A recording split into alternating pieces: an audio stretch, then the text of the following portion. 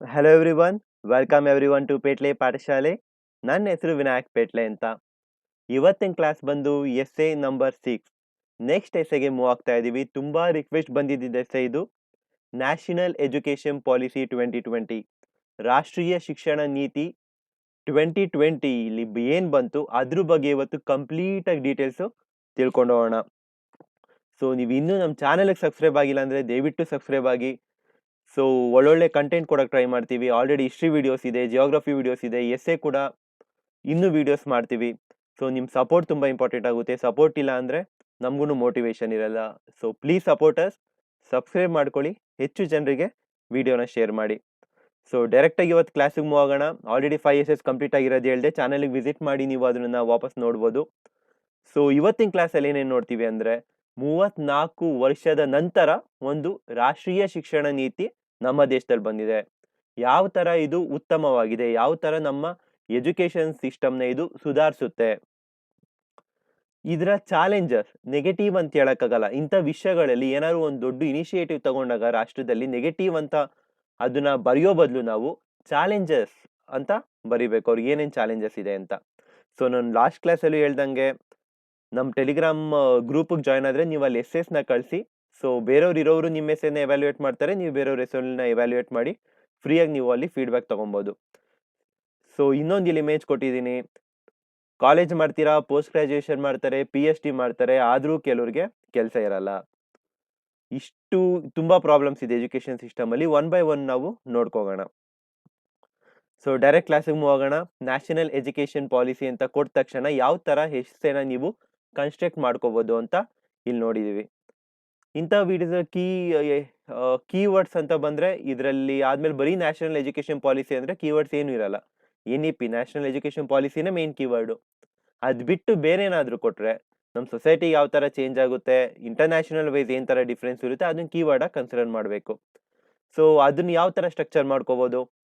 First national education policy ಅಂದರೆ ಏನು ಅಂತ ಬರೀಬೇಕು. Introduction, conclusion separate, body explain ಮಾಡ್ತಿದ್ದೀನಿ. ನ್ಯಾಷನಲ್ ಎಜುಕೇಷನ್ ಪಾಲಿಸಿ ಅಂದರೆ ಏನು ಅಂತ ಬರೀಬೇಕು. ಅದರ ಹಿನ್ನೆಲೆ, ಭಾರತೀಯ ಶಿಕ್ಷಣ ನೀತಿಯ ಹಿನ್ನೆಲೆ, ಯಾವ ಯಾವ ಕಾನ್ಸ್ಟಿಟ್ಯೂಷನ್ ಸಂವಿಧಾನದಲ್ಲಿ ಏನೇನಿತ್ತು, ಈ ಏನೇನು ಎಜುಕೇಷನ್ ಪಾಲಿಸೀಸ್ ಮುಂಚೆ ಬಂದಿತ್ತು ಅದ್ರ ಬಗ್ಗೆ ಎಲ್ಲ ಬರೀಬೇಕು. ಮೇಯ್ನ್ ಇಲ್ಲಿ ವೈಶಿಷ್ಟ್ಯಗಳು, what is NEP, national education ಪಾಲಿಸಿಲಿ ಏನೇನಿದೆ, ಏನದು ಪಾಯಿಂಟ್ಸು, ಅದು ನಿಜವಾದ ಪಾಯಿಂಟ್ಸ್ನ ಇಲ್ಲಿ ಬರೀಬೇಕು. ಇದಾದ್ಮೇಲೆ ಸಿಗ್ನಿಫಿಕೆನ್ಸ್ ಕೂಡ ಇದರಲ್ಲೇ ಬರೀಬೇಕು, ಇಂಪಾರ್ಟೆನ್ಸು. ಅದಾದ್ಮೇಲೆ ಅಡ್ವಾಂಟೇಜಸ್, NEP ಬಂದಿರೋದ್ರಿಂದ ನಮ್ಮ ದೇಶಕ್ಕೆ ಏನೇನು ಅನುಕೂಲ ಆಗುತ್ತೆ, ನಮ್ಮ ಯುವ ಪೀಳಿಗೆಗೆ ಅಥವಾ ಮುಂಬರುವ ನಮ್ಮ ಎಜುಕೇಷನ್ ಸಿಸ್ಟಮ್ಗೆ ಯಾವ ಥರ ಚೇಂಜಸ್ ಆಗುತ್ತೆ, ಹೆಲ್ಪ್ ಆಗುತ್ತೆ ಅನ್ನೋದನ್ನ ಬರೀಬೇಕು. ನೆಕ್ಸ್ಟ್ ಬಂದು ಚಾಲೆಂಜಸ್. ನಾನು ಹೇಳಿದೆ ಡಿಸ್ಅಡ್ವಾಂಟೇಜ್ ಅಂತ ಬರೀಬಾರ್ದು, ಚಾಲೆಂಜಸ್ ಅಂತ ಬರೆದ್ರೆ ಸವಾಲುಗಳು, ಇದನ್ನ ಇಂಪ್ಲಿಮೆಂಟ್ ಮಾಡೋಕ್ಕೆ ಏನೇನು ಸವಾಲುಗಳು ಗೌರ್ಮೆಂಟ್ಗೆ ಇರ್ಬೋದು ಅನ್ನೋದನ್ನ ಇಲ್ಲಿ ಬರೀಬೇಕು. NEP ಅನುಷ್ಠಾನದಲ್ಲಿ ಸವಾಲುಗಳು ಅಂತ. ಇಷ್ಟನ್ನು ಕನ್ಸ್ಟ್ರಕ್ಟ್ ಮಾಡಿಕೊಂಡು ಮುಂದೆ ಮೂವ್ ಆಗಬೇಕು. ಸೊ ಇಂಟ್ರೊಡಕ್ಷನ್ ನೋಡೋಣ. ಇಂಟ್ರೊಡಕ್ಷನ್ ಆಲ್ರೆಡಿ ನಿಮಗೆ ಗೊತ್ತು. ಕೋಟ್ಸ್, ಫ್ಯಾಕ್ಟ್ ಅಥವಾ ಸಣ್ಣ ಪುಟ್ಟ ಕಥೆಗಳನ್ನ ಬರೀಬೋದು. ಸಣ್ಣ ಪುಟ್ಟ ಕಥೆಗಳು ಯಾವ ಥರ ಬರೀಬೋದು ಇಲ್ಲಿ ಕೊಟ್ಟಿದ್ದೀನಿ ನೋಡಿ. ಗ್ರಾಜುಯೇಷನ್, ಒಬ್ಬ ವ್ಯಕ್ತಿ ಇರ್ತಾನೆ, ಅವ ಗ್ರಾಜುಯೇಷನ್ ಮಾಡ್ತಾನೆ, ಪದವಿ ತಗೋತಾನೆ, ಪೋಸ್ಟ್ ಗ್ರಾಜುಯೇಷನ್ ಸ್ನಾತಕೋತ್ತರ ಪದವಿ ತಗೋತಾನೆ, PhD ಕೂಡ ತಗೋತಾನೆ. ಇಷ್ಟು ತಗೊಂಡು ಉದ್ಯೋಗ ಇರಲ್ಲ, ಯಾವುದೋ ಕ್ಯಾಬ್ ಓಡಿಸೋದು ಇನ್ನ ಅಂದ್ರೆ ಅವ್ನು ಓದಿರೋದಕ್ಕಿಂತ ಕಮ್ಮಿ ಲೆವೆಲ್ಗೆ ಉದ್ಯೋಗ ಮಾಡ್ತಾ ಇರ್ತಾನೆ. ಕ್ಯಾಬ್ ಓಡಿಸೋದು ಅವೆಲ್ಲ ಒಳ್ಳೆ ಉದ್ಯೋಗನೇ, ಆದ್ರೆ ಅವ್ನು ಓದಿರೋ ಲೆವೆಲ್ಗೆ ಅದು ಕಮ್ಮಿ ಆಯ್ತು. ಆ ಥರ ಅವ್ನು ಓದಿರೋದಕ್ಕಿಂತ ಕಮ್ಮಿಗೆ ಉದ್ಯೋಗ ಮಾಡ್ತಾ ಇರ್ತಾನೆ. ಕೆಲಸ ಇಲ್ಲದೆ ಇರೋರು ಎಷ್ಟೊಂದು ಜನ ಇದ್ದಾರೆ ಇಷ್ಟು ಓದಿನೂ. ಏಂತಕ್ಕೆ, ಏನೇನು ಸವಾಲುಗಳಿವೆ ಅನ್ನೋದನ್ನ ತುಂಬ ಯೋಚನೆ ಮಾಡಬೇಕು. ಒಂದು ಎಜುಕೇಷನ್ ಪಾಲಿಸಿ ಇದನ್ನ ಕಂಪ್ಲೀಟಾಗಿ ತೆಗೆದಾಕಕ್ಕೆ ಸಾಧ್ಯನಾ, ಅದನ್ನು ನಾವು ಯೋಚನೆ ಮಾಡಿ ಬರಿಬೇಕಾಗುತ್ತೆ. ಈ ಥರ ಒಂದು ಕತೆ ಬರೆದ್ರೆ, ಕೋಟ್ ಇದೆ ನೋಡಿ, excellent quote. Education is what remains after one has forgotten what one has learned in school. ಶಾಲೆಯಲ್ಲಿ ಕಲಿತದ್ದನ್ನು ಮರೆತ ನಂತರ ಉಳಿಯುವುದು ಶಿಕ್ಷಣ. ಎಂಥ ಒಳ್ಳೆ ಸ್ಟೇಟ್ಮೆಂಟ್ ನೋಡಿ ಇದು. ಬಾಯಾಟ್ ಮಾಡಿಕೊಂಡು ಏನೇನೋ ಮಾಡಿ ಪಾಸ್ ಆಗಿ ಆಮೇಲೆ ನಮ್ಮ ತಲೆಯಲ್ಲಿ ಏನೂ ಇಲ್ಲ ಅಂದರೆ ಯೂಸ್ ಇಲ್ಲ. ಅರ್ಥ ಮಾಡ್ಕೊಂಡು ಓದಬೇಕು. ಬೈ ಹಾರ್ಟ್ ಏನು ಮಾಡ್ತೀವಿ, that is just for examination ಪಾಸ್ಗೆ ಯೂಸ್ ಆಗುತ್ತೆ ಹೊರತು ನಮ್ಮ ಜೀವನದಲ್ಲಿ ಮುಂದೆ ಬರೋಕ್ಕಿರ್ಬೋದು, ಜ್ಞಾನನ ರೂಪಿಸ್ಕೊಳ್ಳೋದ್ರೆ ಇರ್ಬೋದು, ಯೂಸ್ ಆಗಲ್ಲ. ಸೊ ಅದೆಲ್ಲ ಕಾಂಪಿಟೇಟಿವ್ ಎಕ್ಸಾಮ್ಸಲ್ಲಿ ಎಲ್ಲರೂ 6th 12th ಬುಕ್ ಇವಾಗ ಓದುತ್ತಾ ಇದ್ದಾರೆ, ಇವಾಗ ಓದುತ್ತಾ ಇದ್ದೀವಿ. ಅದನ್ನೇನೆ ಅವಾಗ ಬಾಯಾಟ್ ಮಾಡೋ ಬದಲು ಓದಿದ್ರೆ ನೆನ್ಪಿರ್ತಿತ್ತು, ಅರ್ಥ ಮಾಡ್ಕೊಂಡು ಇವಾಗ ಈಸಿ ಆಗ್ತಿತ್ತು ಎಕ್ಸಾಮ್ಸ್ಗೆ. ಸೊ ಈ ಗ್ರೇಟ್ ಎಕ್ಸಲೆಂಟ್ ಸ್ಟೇಟ್ಮೆಂಟ್ನ ಹೇಳಿದ್ದು none other than Albert Einstein. Albert Einstein is equal to M C square, the great Albert Einstein ಅವರು ಹೇಳಿದ್ದು. ಇದನ್ ಬಿಟ್ಟು ಇನ್ನೊಂದು ಇಂಪಾರ್ಟೆಂಟ್ ಪಾಯಿಂಟ್ ಇದೆ. The Mahatma Gandhi thought of education as a process of realisation of the best in man body, soul and spirit. He put forth the idea of Buniyadi ಶಿಕ್ಷಾ.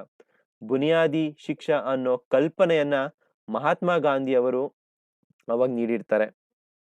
ಮಹಾತ್ಮ ಗಾಂಧಿ ಅವರು ಶಿಕ್ಷಣವನ್ನು ಮನುಷ್ಯನ ದೇಹ, ಆತ್ಮ ಮತ್ತು ಚೈತನ್ಯದಲ್ಲಿ ಅತ್ಯುತ್ತಮವಾದದ್ದನ್ನು ಅರಿತುಕೊಳ್ಳುವ ಪ್ರಕ್ರಿಯೆ ಎಂದು ಭಾವಿಸಿರ್ತಾರೆ. ಈ ತರ ಒಂದು ಒಳ್ಳೆ ಸ್ಟೇಟ್ಮೆಂಟ್ ಕೊಟ್ಟು ಬರೆದ್ರೆ ತುಂಬಾ ಹೆಲ್ಪ್ ಆಗುತ್ತೆ. ಒಂದು ಆಡ್ ಆನ್ ಇರುತ್ತೆ ನಿಮ್ಮ ಎಸೆಗೆ. ನೆಕ್ಸ್ಟ್ ಮೂವ್ ಆಗೋಣ. ಡೈರೆಕ್ಟ್ ನ್ಯಾಷನಲ್ ಎಜುಕೇಶನ್ ಪಾಲಿಸಿ ಅಂದ್ರೆ ಏನು ಅಂತ ನೀವು ಬರಿಬೇಕಾಗುತ್ತೆ ಇಲ್ಲಿ. ಫಸ್ಟ್ ಸ್ಟಾರ್ಟಿಂಗ್ ಏನ್ ಬರಿಬೇಕು, ಯಾರ ರೆಕಮೆಂಡೇಶನ್, ಶಿಫಾರಸ್ಸಿನ ಮೇಲೆ ಈ ನ್ಯಾಷನಲ್ ಎಜುಕೇಶನ್ ಪಾಲಿಸಿ ಬಂದಿದ್ದು ಅಂತ ಬರಿಬೇಕು. ರೆಕಮೆಂಡೇಶನ್ ಯಾರ್ದು ಅಂದ್ರೆ ಕಸ್ತೂರಿ ರಂಗನ್ ಅವ್ರದ್ದು, TSR ಸುಬ್ರಹ್ಮಣ್ಯನ್ ಕಮಿಟಿಯಿಂದ. ಯಾವ ವರ್ಷ ಬಂದಿದ್ದು? 2020ಗೆ ಬಂದಿದ್ದು. ಕಾನ್ಸಂಟ್ರೇಷನ್ ಇದನ್ನ ಮಾಡುವಾಗ ಅವರು ಯಾವ್ದ್ರ ಮೇಲೆ ಸುಧಾರಣೆಗೆ ಒತ್ತು ನೀಡಿದ್ರು ಅಂತ ಹೇಳಿದ್ರೆ pre primary to higher education. It aims to bring transformation to the education system of India in line with contemporary needs. Education system all ಇಂಡಿಯಾದಲ್ಲಿ ಏನಿದೆ, ಪ್ರೈಮರಿ ಇಂದ ಹಿಡಿದು ಕಾಲೇಜ್ವರೆಗೂ ಒಂದು ಸುಧಾರಣೆನ ನಾವು ರಿಫಾರ್ಮ್ನ ತರಬೇಕು ಅಂತ ಗಮನದಲ್ಲಿ ಇಟ್ಕೊಂಡು ಇಷ್ಟು ಕೆಲಸ ಅವರು ಮಾಡ್ತಾರೆ. ಇದೇ ಅಲ್ಲ, ಇನ್ನೊಂದು ಕಾನ್ಸ್ಟಿಟ್ಯೂಷನಲ್ ಚೇಂಜ್ ಆಗುತ್ತೆ. ಸೆಂಟ್ರಲ್ ಅಲ್ಲಿ, ಕೇಂದ್ರದಲ್ಲಿ ministry of human resource development, ಮಾನವ ಸಂಪನ್ಮೂಲ ಅಭಿವೃದ್ಧಿ ಸಚಿವಾಲಯ ಏನಿತ್ತು ಅದನ್ನ ಮರುನಾಮಕರಣ ಮಾಡಿ ಶಿಕ್ಷಣ ಸಚಿವಾಲಯ, ದಿ ಮಿನಿಸ್ಟ್ರಿ ಆಫ್ ಎಜುಕೇಶನ್ ಅಂತ ಚೇಂಜ್ ಮಾಡ್ತಾರೆ. ಏಂತಕ್ಕೆ ಅಂದ್ರೆ ಎಜುಕೇಶನ್ ಅನ್ನೋ ಪದ ಏನಿದೆ ಅದು ಕಾನ್ಸಂಟ್ರೇಷನ್, ಸೆಂಟರ್ ಅಲ್ಲಿ ಕಾನ್ಸಂಟ್ರೇಟೆಡ್ ಆಗಿರ್ಬೇಕು, ಅದಕ್ಕೆ ಒಂದು ಒತ್ತು ನೀಡ್ತಿದೀವಿ, ಅದೇನೇ ಒಂದು ಸಪರೇಟ್ ಫೀಲ್ಡ್ ಇಂಪಾರ್ಟೆನ್ಸ್ ನ ಹೈಲೈಟ್ ಮಾಡಕ್ಕೆ. The launch of the National Education Policy 2020 marked remarkable progress in the area of education and learning. India has completed 1 year into the National Education Policy. ಇದು ತುಂಬಾ ಇಂಪಾರ್ಟೆಂಟು. ಬಂದಿದ್ದು 2020, ಕೇಳೋ ಸಾಧ್ಯತೆ 2021 ಅಲ್ಲಿ ತುಂಬಾ ಇದೆ. ಏಂತಕ್ಕೆ ಅಂದ್ರೆ 2020ಲಿ ಎಕ್ಸಾಮ್ಸ್ ಯಾವುದು ಜಾಸ್ತಿ ನಡೆದಿಲ್ಲ. ಸೊ ಇಲ್ಲಿ ಪ್ರೀವಿಯಸ್ ಕರೆಂಟ್ ಅಫೇರ್ಸ್ ನ ತುಂಬಾ ಕೇಳ್ತಾರೆ. ಬರೀ ರೀಸೆಂಟ್ ಆಗಿ ನಡೀತಿರೋದು ಅಂತಲ್ಲ, ಪ್ರೀವಿಯಸ್ ತುಂಬಾ ಕೇಳ್ತಾರೆ. 4 to 5 ಆಪ್ಷನ್ ಇರೋದ್ರಿಂದ ನಿಮ್ಗೆ ಎಕ್ಸಾಮ್ಸ್ ಅಲ್ಲಿ. ಸೊ ಇದನ್ನ ಮೆನ್ಷನ್ ಮಾಡಿ. 1 ಇಯರ್ ಕಂಪ್ಲೀಟ್ ಆಗಿದೆ ನ್ಯಾಷನಲ್ ಎಜುಕೇಶನ್ ಪಾಲಿಸಿ ಆಗಿ, ಏನೇನ್ ಚೇಂಜಸ್ ಆಗಿದೆ, ಏನೇನ್ ಬದಲಾವಣೆಗಳು ಆಗಿವೆ ಅನ್ನೋದನ್ನು ನೀವು ಹೈಲೈಟ್ ಮಾಡಬೇಕಾಗುತ್ತೆ. ಇನ್ನೊಂದು ಹೇಳ್ತಾರೆ ನ್ಯಾಷನಲ್ ಎಜುಕೇಶನ್ ಪಾಲಿಸಿ ಅನೌನ್ಸ್ ಆದಾಗ, 2030 ಒಳಗೆ the minimum degree qualification for teaching will be a 4-year integrated B.Ed. ಕನಿಷ್ಠ ಪದವಿ, ಯಾರು ಪಾಠ ಮಾಡಬೇಕು ಅಂದ್ರೆ ಕನಿಷ್ಠ ಪದವಿ ಅವ್ರಿಗೆ ಏನಿರುತ್ತೆ ಅಂದ್ರೆ 4 ವರ್ಷ B.Ed ಪದವಿನ ಮಾಡಿರ್ಬೇಕು ಅವರು. 4 ವರ್ಷ ಎಲಿಜಿಬಲ್ ಇರುವಂತ B.Ed ಪದವಿನ ಅವರು ಮಾಡಿದ್ರೆ ಟೀಚ್ ಮಾಡಕ್ಕೆ ಎಲಿಜಿಬಲ್ ಆಗ್ತಾರೆ ಅನ್ನೋದು ಇನ್ನೊಂದು point. Background of educational policies in India. ಭಾರತದಲ್ಲಿ ಶೈಕ್ಷಣಿಕ ನೀತಿಗಳ ಹಿನ್ನೆಲೆ ಏನು ಅಂತ ನೋಡೋಣ. ಇವಾಗ ಏನ್ ನೋಡಿದ್ವಿ ಸ್ಟಾರ್ಟಿಂಗು, ನ್ಯಾಷನಲ್ ಎಜುಕೇಶನ್ ಪಾಲಿಸಿ ಅಂದ್ರೆ ಏನು ಅಂತ ನೋಡಿದ್ವಿ. ಇವಾಗ ಏನ್ ನೋಡ್ಬೇಕು, ಹಿನ್ನೆಲೆ ಸ್ವಲ್ಪ ನೋಡ್ಕೊಂಡು ಹೋಗ್ಬೇಕು. ನಾನು ಯಾವಾಗ್ಲೂ ಹೇಳ್ತಾ ಇರ್ತೀನಿ, ನಮ್ಮಲ್ಲಿ ಇವಾಗ ಏನಿದೆ, ಇವಾಗ ಸೊಸೈಟಿ ಏನಿದೆ, ನಮ್ಮ ಸುತ್ತಮುತ್ತ ಜನಗಳಾಗಿರ್ಬೋದು, ಮನಸ್ಥಿತಿ ಏನಿದೆ, ಇದಕ್ಕಿಂತ ಅತ್ಯುತ್ತಮವಾಗಿದ್ರು ನಮ್ಮ ಏನ್ಷಿಯಂಟ್ ಪ್ರಾಚೀನ ಭಾರತದವರು ಇರ್ಬೋದು, ಮಧ್ಯಕಾಲೀನ ಭಾರತದವರು ಇರ್ಬೋದು. ಮಧ್ಯಕಾಲೀನಗಿಂತ ಪ್ರಾಚೀನ ಭಾರತದವರು ನಮ್ಗಿಂತ ಅಪ್ಗ್ರೇಡೆಡ್ ಇದ್ರು. ಯೂನಿವರ್ಸಿಟೀಸು ಅವಾಗ್ಲೇನೆ ಒಳ್ಳೊಳ್ಳೆ ಯೂನಿವರ್ಸಿಟೀಸ್ ಇತ್ತು. ಮೆನ್ಷನ್ ಮಾಡಿ ಅದನ್ನ, ತಕ್ಷಶೀಲ, ನಳಂದ, ವಿಕ್ರಮಶೀಲ, ವಲ್ಲಭಿ, ತುಂಬಾ ಹೈ ಸ್ಟ್ಯಾಂಡರ್ಡ್ಸ್. ಪ್ರಪಂಚದಾದ್ಯಂತ, ಬರೀ ಇಂಡಿಯಾದಲ್ಲ, ಪ್ರಪಂಚದಾದ್ಯಂತ ತುಂಬಾ ಹೈ ಸ್ಟ್ಯಾಂಡರ್ಡ್ಸ್ ನ ಅವರು ಮಾಡಿದ್ರು. ರಿಸರ್ಚ್ ಇಂದ ಹಿಡಿದು, ಸ್ಕಾಲರ್ಸ್ ಇಂದ ಹಿಡಿದು, ಸ್ಟೂಡೆಂಟ್ಸು ಎಲ್ಲನೂ ಇಂಥ ಯೂನಿವರ್ಸಿಟಿಗಳಲ್ಲಿ ಇದ್ರು. ಸೊ ನಮ್ಮಲ್ಲಿ ಎಜುಕೇಶನ್ ಪಾಲಿಸಿ ಇವಾಗ್ಲಿಂದಲ್ಲ, ಇದಕ್ಕಿಂತ ಅತ್ಯುತ್ತಮವಾಗಿ ಆ ಕಾಲದಲ್ಲಿ ಇತ್ತು ಅನ್ನೋದನ್ನ ಒಂದು ಮೆನ್ಷನ್ ಮಾಡಬೇಕು. ಓಕೆ, ಇಲ್ಲೇನ್ ಮಾಡಿದ್ವಿ, ಸ್ವಾತಂತ್ರ್ಯ ಪೂರ್ವ ಬಗ್ಗೆ ಮಾತಾಡಿದ್ವಿ. ಸ್ವಾತಂತ್ರ್ಯದ ನಂತರ ಇಂಡಿಯಾ ಸ್ವಾತಂತ್ರ್ಯ ಬರುತ್ತಲ್ಲ, ಅದಾದ್ಮೇಲೆ ಏನೇನ್ ಚೇಂಜಸ್ ಆಯ್ತು ಅಂತ. ರಾಧಾಕೃಷ್ಣನ್ ಕಮಿಟಿ ಬಂತು, ಕೊಠಾರಿ ಕಮಿಷನ್ ಬಂತು, 3 ಲ್ಯಾಂಗ್ವೇಜ್ ಪಾಲಿಸಿ ಬಂತು. ಇದ್ರ ಬಗ್ಗೆ ಸ್ವಲ್ಪ ಬರೆದು ಎಲಾಬೊರೇಟ್ ಮಾಡ್ಬೇಕು ನೀವು. ಅದಾದ್ಮೇಲೆ ಪ್ರೀ ಇಂಡಿಪೆಂಡೆನ್ಸ್ ಆಯ್ತು, ಪೋಸ್ಟ್ ಇಂಡಿಪೆಂಡೆನ್ಸ್ ಆಯ್ತು, ಇವಾಗ ನ್ಯಾಷನಲ್ ಎಜುಕೇಶನ್ ಪಾಲಿಸಿ ಇವಾಗ ಬಂದಿದೆಯಲ್ಲ, ಇದ್ರ ಮುಂಚೆ ಯಾವಾಗ ಯಾವಾಗ ಬಂದಿತ್ತು ಅಂತ ಮೆನ್ಷನ್ ಮಾಡಬೇಕು. ಒಟ್ಟು ನಮ್ಮ ದೇಶದಲ್ಲಿ 3 ಎಜುಕೇಶನ್ 3 ಶಿಕ್ಷಣ ನೀತಿ ಬಂದಿದೆ.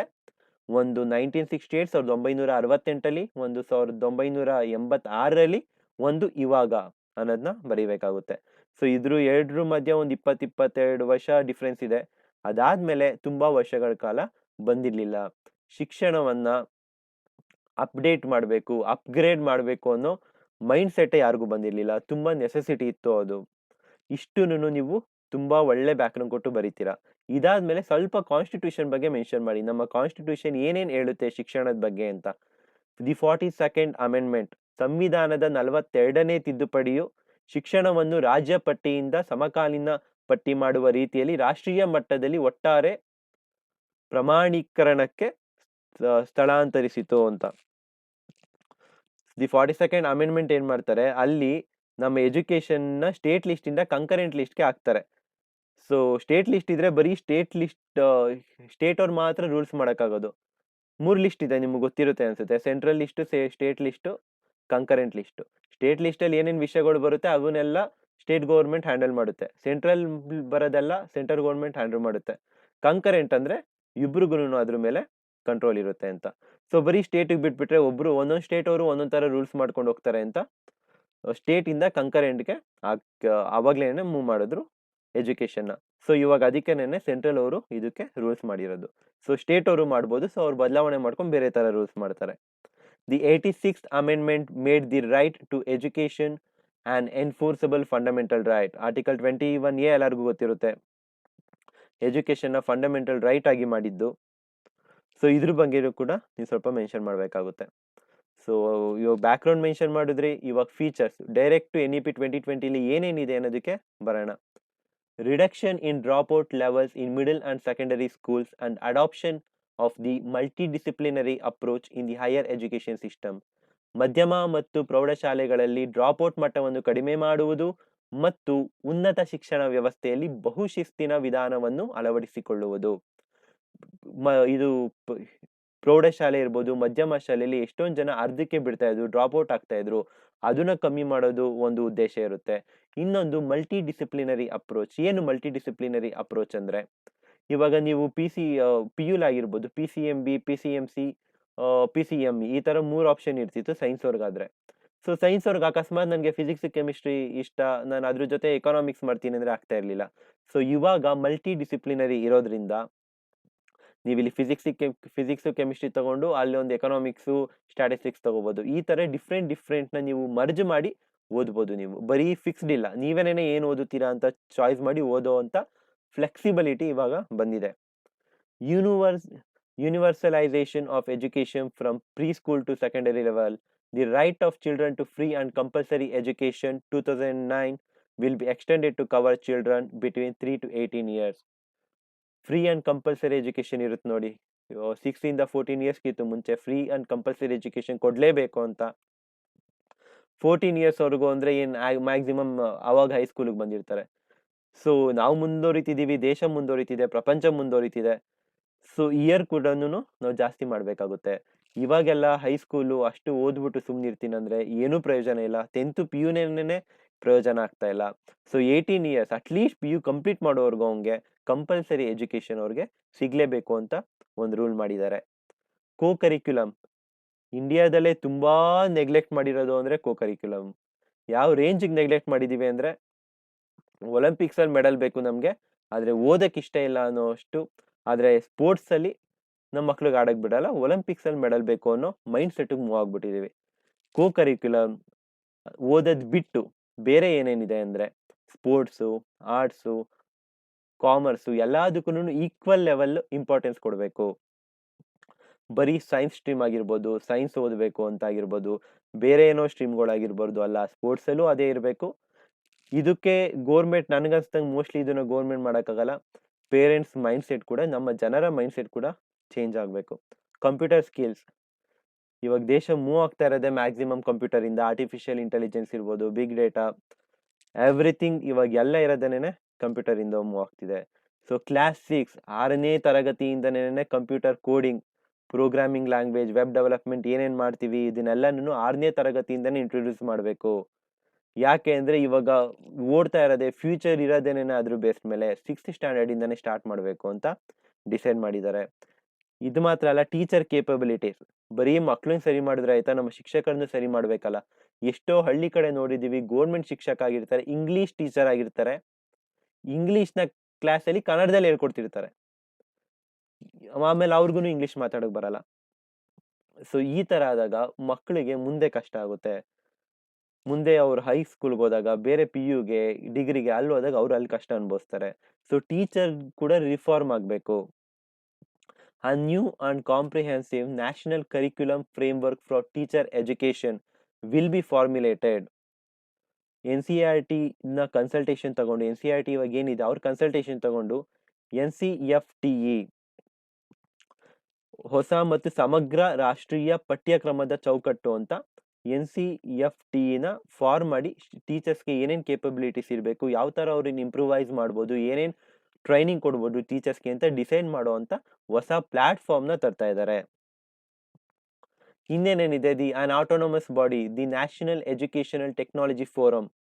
ಇವಾಗ ಟೆಕ್ನಾಲಜಿ ಫೀಲ್ಡಲ್ಲಿರೋರಿಗೆ ಅವ್ರ ಕಲಿಯೋಕ್ಕೆ, ಅಸೆಸ್ಮೆಂಟ್ಗೆ, ಅವ್ರು ಏನೇನು ಯೋಜನೆ ಇದೆ, ಏನಾದ್ರು ಪ್ರಾಜೆಕ್ಟ್ ಮಾಡಬೇಕು ಅಂತ ಅವ್ರಿಗೆ ಇಷ್ಟ ಇದ್ರೆ, ಅವ್ರಿಗೇನೋ ಒಳ್ಳೊಳ್ಳೆ ಐಡಿಯಾಸ್ ಇದೆ, ಇನೋವೇಷನ್ ಐಡಿಯಾಸ್ ಇದೆ ನನ್ನಲ್ಲಿ ಅಂತೆಲ್ಲ ಅನ್ಸಿದ್ರೆ ಅಂಥವ್ರಿಗೆ ಒಂದು ಪ್ಲಾಟ್ಫಾರ್ಮ್ ಆಗಿ ಕೊಡಬೇಕು ಅಂತ ನ್ಯಾಷನಲ್ ಎಜುಕೇಷನಲ್ ಟೆಕ್ನಾಲಜಿ ಫೋರಮ್ ಅನ್ನೋದು ಕೂಡ ಸ್ಟಾರ್ಟ್ ಆಗಿದೆ. Board exams to be easier, redesigns exam will test core competencies rather than memorising facts with all students allowed to take the exam twice. Board ಪರೀಕ್ಷೆಗಳು ಸುಲಭವಾಗುವಂತೆ ಮರುವಿನ್ಯಾಸಗೊಳಿಸಲಾಗಿದೆ. ಪರೀಕ್ಷೆಗಳು ಸತ್ಯಗಳನ್ನು ನೆನಪಿಟ್ಟುಕೊಳ್ಳುವ ಬದಲು ಪ್ರಮುಖ ಸಾಮರ್ಥ್ಯವನ್ನು ಪರೀಕ್ಷಿಸುತ್ತದೆ. ಇದು ತುಂಬಾ ಮೇನು. ಬಾಯಾಟ್ ಮಾಡಿ ಬರೆಯೋದ್ರಿಂದ ಯಾರಿಗೂ ಏನು ಯೂಸ್ ಇಲ್ಲ. ಸೊ ಇದು ಇಂಪ್ಲಿಮೆಂಟ್ ಆದರೆ ತುಂಬಾ ಒಳ್ಳೇದು. ಬಾಯಾಟ್ ಮಾಡ್ಕೊಂಡು ಎಕ್ಸಾಮಲ್ಲಿ ಬರೆದು ಆಮೇಲೆ ಮರ್ತೋಗ್ತಾರೆ. ಸೊ ನೆನ್ಪಿಟ್ಕೊಂಡು ಏನು ಬರೀತಾರೆ ಅದು ಇಂಪಾರ್ಟೆಂಟ್ ಅಲ್ಲ, ಎಷ್ಟು ಅರ್ಥ ಮಾಡ್ಕೊಂಡಿದ್ದಾರೆ ಅದು ಇಂಪಾರ್ಟೆಂಟು. ಅದನ್ನ ಟೆಸ್ಟ್ ಮಾಡ್ತೀವಿ ಅಂತ ಇವ್ರು ಹೇಳ್ತಾ ಇದ್ದಾರೆ. ಇದು ನಿಜವಾಗ್ಲೂ ಇಂಪ್ಲಿಮೆಂಟ್ ಆದರೆ ತುಂಬ ಒಳ್ಳೆಯದು. 5334 ಇದಂತೂ ತುಂಬ ಫೇಮಸ್ಸು. ನ್ಯಾಷನಲ್ ಎಜುಕೇಷನ್ ಪಾಲಿಸಿ ಇದು ಏನು ಗೊತ್ತಿಲ್ಲದಿದ್ರು ಇದು ನಿಮ್ಗೆ ಗೊತ್ತಿರುತ್ತೆ. ಏನು ಅಂದರೆ 10+2 ಇತ್ತು ಮುಂಚೆ. ಫಸ್ಟ್ ಸ್ಟ್ಯಾಂಡರ್ಡಿಂದ 10th ಸ್ಟ್ಯಾಂಡರ್ಡು ಅದು ಮೇನ್ 10th ಮೇನ್ ಆಗಿರುತ್ತೆ. ಅದಾದಮೇಲೆ +2 first PUC second PUC main ಆಗಿರುತ್ತೆ. ಇವಾಗ ಫಸ್ಟ್ PUC ಸೆಕೆಂಡ್ PUC ಅನ್ನೋದೆಲ್ಲ ಇಲ್ಲ. ಏನ್ ಮಾಡಿದ್ದಾರೆ, 5334 ಒಂದು ಸ್ಟೇಜು 5 ಫೌಂಡೇಶನಲ್ ಸ್ಟೇಜ್ ಅಂತ ಅದನ್ನ ಕರಿತೀವಿ. 5 ವರ್ಷ. ಯಾವ 5 ವರ್ಷ? Nursery, LKG, UKG, first standard, second standard. ಇದಕ್ಕೆ ಫೌಂಡೇಶನಲ್ ಅಂತ ಹೆಸರು ಕೊಟ್ಟಿದ್ದಾರೆ. 3rd standard, 4th standard, 5th standard ಇದಕ್ಕೆ ಪ್ರಿಪ್ರೇಟರಿ ಅಂತ ಹೆಸರು ಕೊಟ್ಟಿದ್ದಾರೆ. 6th, 7th, 8th ಮಿಡಲ್ ಅಂತ, 9th, 10th, 11th, 12th first PUC second PUC ಅಲ್ಲ, 11th, 12th ಅಂತ ಕೂಗ್ತೀವಿ, ಅದಕ್ಕೆ ಸೆಕೆಂಡರಿ ಅಂತ.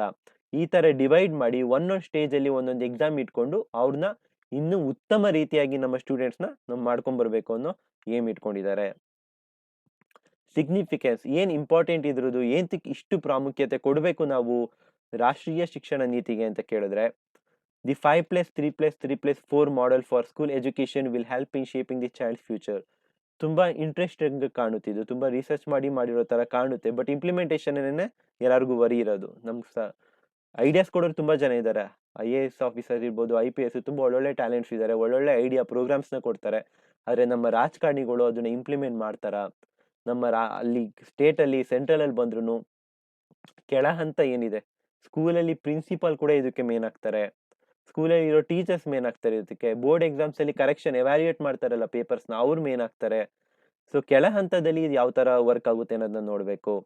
ಅಮಾಂಗ್ ದಿ ಟಾಪ್ 100 ಯೂನಿವರ್ಸಿಟೀಸ್, ಪ್ರಪಂಚದಲ್ಲಿ ಟಾಪ್ 100 ಯೂನಿವರ್ಸಿಟೀಸ್ ಏನಿದೆ ಅವ್ರಿಗೆಲ್ಲರಿಗೂ ಇಂಡಿಯಾದಲ್ಲಿ ಕ್ಯಾಂಪಸ್ ಮಾಡಿಕೊಟ್ಟು ಅವ್ರ ಇನೋವೇಷನ್, ಅವ್ರ ಐಡಿಯಾಸ್ ಏನಿದೆ, ಆಬ್ವಿಯಸ್ಲಿ ಅವರೆಲ್ಲ ತುಂಬ ಅಪ್ಗ್ರೇಡೆಡ್ ಇದ್ದಾರೆ. ಇಂಟೆಲಿಜೆನ್ಸ್ ಇಲ್ಲಲ್ಲ, ಇಂಟೆಲಿಜೆನ್ಸಲ್ಲಿ ನಮ್ಮ ಇಂಡಿಯಾದವ್ರು ಆಲ್ವೇಸ್ ಈಕ್ವಲ್ ಆಗಿರ್ತಾರೆ, ಅವ್ರಿಗಿಂತ ಜಾಸ್ತಿ ಇರ್ತಾರೆ. ಅವ್ರಿಗಿರೋ ವ್ಯವಸ್ಥೆ, ಅವ್ರ ಅಪ್ರೋಚ್, ಪ್ರಾಕ್ಟಿಕಲ್ ಅಪ್ರೋಚ್ ಇರುತ್ತೆ ಅಲ್ಲೆಲ್ಲ, ಥಿಯರಿ ಇರಲ್ಲ. ಯಾರು ನೆನ್ಪಿಟ್ಕೊಂಡು ಬರೀತಿರೋ ಅವ್ರು ಫಸ್ಟು ಅಂತ ಹೇಳಲ್ಲ, ಯಾರು ಚೆನ್ನಾಗಿ ಪರ್ಫಾರ್ಮೆನ್ಸ್ ಮಾಡ್ತಿರೋ ಅವ್ರಿಗೆ ಫಸ್ಟು ಅನ್ನೋ ಕಾನ್ಸೆಪ್ಟು ಅಲ್ಲಿ ತುಂಬ ವರ್ಷದ ಹಿಂದೆನೇ ಬಂದಿದೆ. ಸೊ ಅಲ್ಲಿ ಅವ್ರನ್ನ ಇಲ್ಲಿ ಕರೆಸಿ ಆ ಕ್ಯಾಂಪಸಸ್ನ ಇಲ್ಲಿ ಮಾಡಿ ಇನ್ನೂ ನಮ್ಮ ಇಂಡಿಯಾ ಎಜುಕೇಷನ್ ಸಿಸ್ಟಮ್ನ ಮೋರ್ ಎಫಿಷಿಯೆಂಟ್ ಆ್ಯಂಡ್ ಕಾಂಪಿಟೇಟಿವ್ ಆಗಿ ಮಾಡಬೇಕು. ಭಾರತೀಯ ಶಿಕ್ಷಣ ವ್ಯವಸ್ಥೆಯನ್ನು ಹೆಚ್ಚು ಪರಿಣಾಮಕಾರಿಯಾಗಿ ಮತ್ತು ಸ್ಪರ್ಧಾತ್ಮಕವಾಗಿ ಮಾಡಬೇಕು ಅನ್ನೋದು ಇದ್ರ ಉದ್ದೇಶ ಆಗಿರುತ್ತೆ. Ending Hindi versus English debate ತುಂಬಾ ಫೇಮಸ್ ಇದು. ಹಿಂದಿನ ಇಂಗ್ಲಿಷ ಏನ್ ಹೇಳ್ಕೊಡ್ಬೇಕು ಸ್ಕೂಲಲ್ಲಿ, ಹಿಂದಿ ಏಂತ ಕಲಿಬೇಕು, most crucially NEP once and for all buries the Hindi versus English debate ಏನಿತ್ತು ಅದಕ್ಕೊಂದು ಫುಲ್ಲು ಎಂಡ್ ನೀಡಲ್ಲ, ಒಂದೇ ಒಂದು ಎಂಡ್ ಇರ್ತಾ. ಏನ್ ಹೇಳ್ತಾರೆ ಅಂದ್ರೆ, ಈ ನ್ಯಾಷನಲ್ ಎಜುಕೇಶನ್ ಪಾಲಿಸಿ ಹೇಳುತ್ತೆ 5ನೇ ಕ್ಲಾಸ್ವರೆಗೂ, ಕ್ಲಾಸ್ 5th ಅವನ ಮಾತೃಭಾಷೆಯಲ್ಲಿ, ನಮ್ಮ ರೀಜನಲ್ ಲ್ಯಾಂಗ್ವೇಜ್ ಅಂದ್ರೆ ಕರ್ನಾಟಕದಲ್ಲಿ ಕನ್ನಡ ಭಾಷೆಲೇನೆ 5ನೇ ಕ್ಲಾಸ್ವರೆಗೂ ಬೋಧನೆ ಮಾಡಬೇಕು, ಮಗು ಕಲಿಬೇಕು ಅಂತ ಇದು ಹೇಳುತ್ತೆ. ಇದಂತೂ ತುಂಬಾ ಉತ್ತಮವಾಗಿರೋದು. ಯಾಕಂದ್ರೆ ಇವಾಗ ಈ ರೀಸೆಂಟ್ ಆಗಿ ಒಂದು ಸಮೀಕ್ಷೆ ಆಯ್ತು, ಅದ್ರ ಪ್ರಕಾರ ಇಡೀ ಕರ್ನಾಟಕದಲ್ಲಿ ಕನ್ನಡ ಮಾತಾಡೋರು, ಮಾತೃಭಾಷೆ ಕನ್ನಡ ಆಗಿರೋರು 44%. ಇಷ್ಟೇ ಜನ ಕರ್ನಾಟಕದಲ್ಲಿ ಕನ್ನಡ ಮಾತಾಡೋದು, ಮಿಕ್ದವರೆಲ್ಲ ಬೇರೆ ಮಾತಾಡ್ತಾರೆ. ಕನ್ನಡ ಬರಲ್ಲ ಅಂತಲ್ಲ ಅವ್ರಿಗೆ, ಮಾತೃಭಾಷೆಗೆ ಇಷ್ಟ ಜನ, ಮಿಕ್ದವರೆಲ್ಲ ಆಲ್ಮೋಸ್ಟ್ ಬೇರೆ ಮಾತಾಡ್ತಾರೆ. IT-BTಗೆ ಅಂತ ಬೇರೆ ಕಡೆಯಿಂದ ಬಂದಿರ್ತಾರೆ.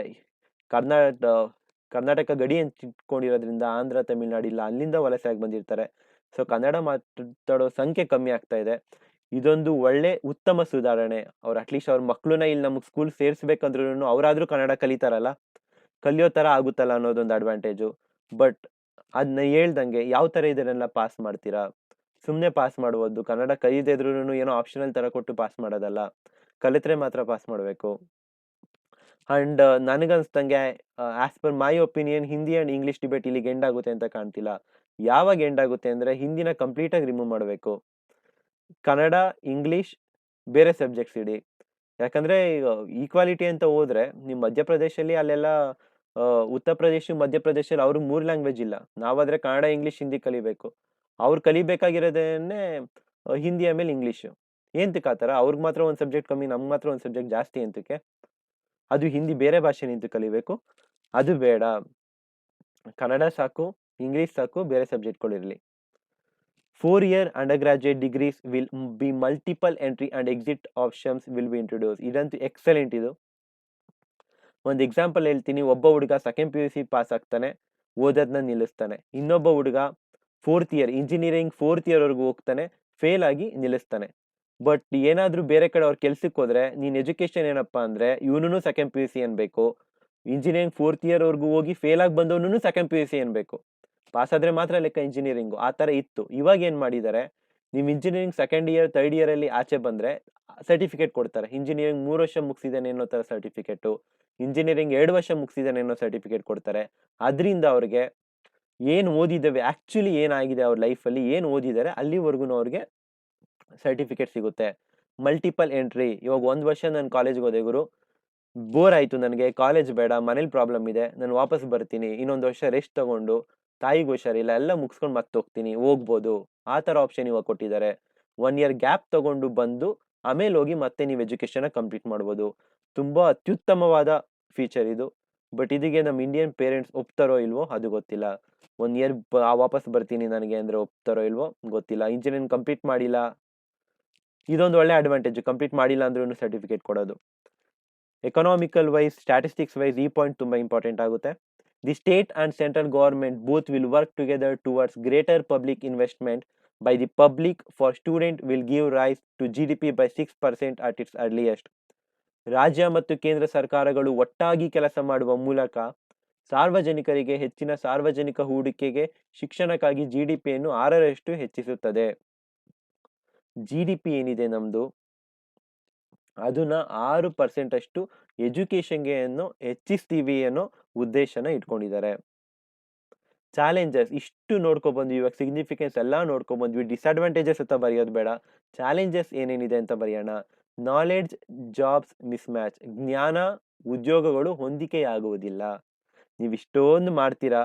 ಇಂಜಿನಿಯರಿಂಗ್ ಅಕಸ್ಮಾತ್ ಯಾರು ನೋಡ್ತಿದ್ರೆ ಕೇಳ್ತೀನಿ, ಇಂಜಿನಿಯರಿಂಗ್ 4 ವರ್ಷ ಏನು ಓದಿದೀವಿ ಅದು ಮುಂದೆ ಕೆಲಸ ಮಾಡ್ಬೇಕಾದ್ರೆ ಒಂದೂನು ಉಪಯೋಗಕ್ಕೆ ಬರಲ್ಲ. 4 ವರ್ಷ ಏನು ಓದಿರ್ತೀರಾ ಅದು ಬರೀ ಡಿಗ್ರಿ ತಗೊಳಕ್ಕೆ. ನೀವು ಕೆಲಸ ಮಾಡ್ಬೇಕಾದ್ರೆ ಇದೇ ಫೀಲ್ಡ್ ಅಲ್ಲಿ ಕೆಲಸ ಮಾಡಿ, ಆದ್ರೂ ಬೇರೆ ಕಲ್ತ್ಕೋಬೇಕು.